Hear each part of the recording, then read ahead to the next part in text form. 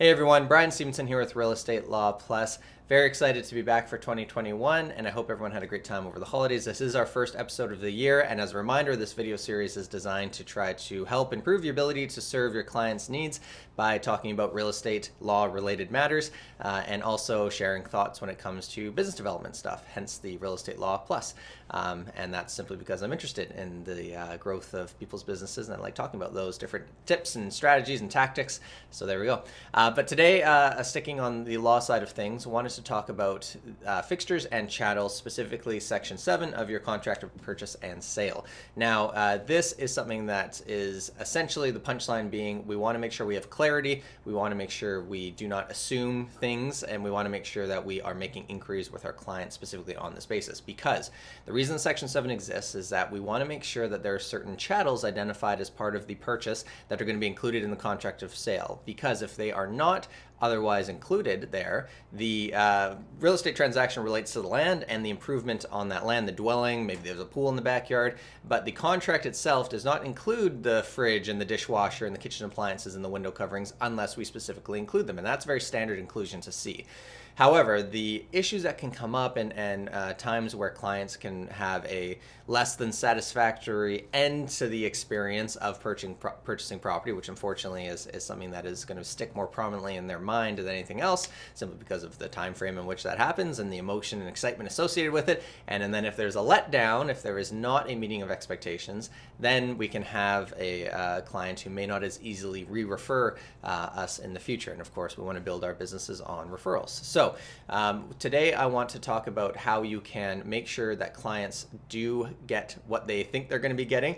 And that starts by having that conversation and communication around what they're going to anticipate having included in the contract and included in the property. Because at law, anything that's not affixed to the property, the kind of rule of thumb there is going to be that it's not going to be there when you buy it. The sellers can take it. If it's sitting there on its own weight, if it's not attached or screwed to anything, then that is potentially going to be out the door by the time the possession date comes.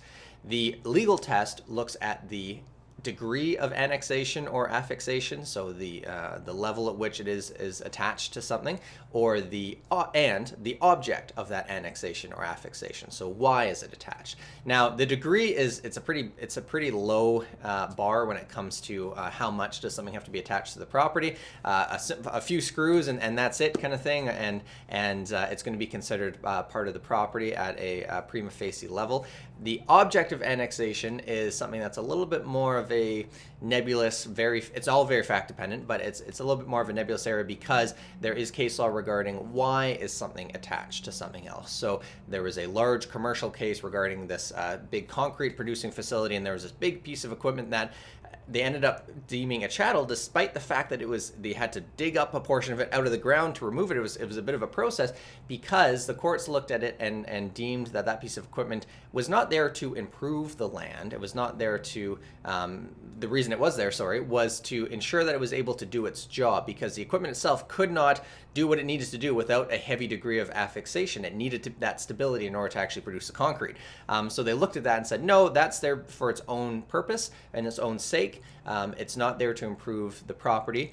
Whereas in our cases, we're going to have much more smaller scale type issues, but floating shelves is an example. If those are been screwed into the wall and they are affixed there, and then for those to not be there when the buyer were to arrive, that's going to be an issue.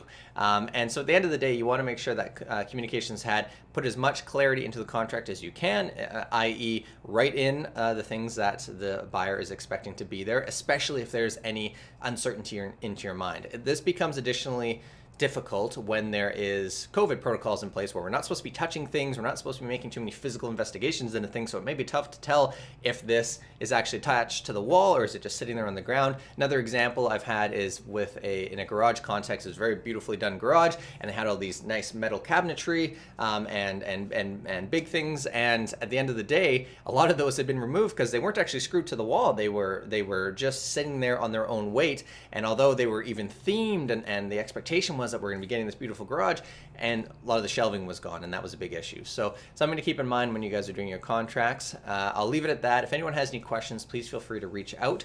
Hope you all have a great day, and we'll talk soon. Thanks.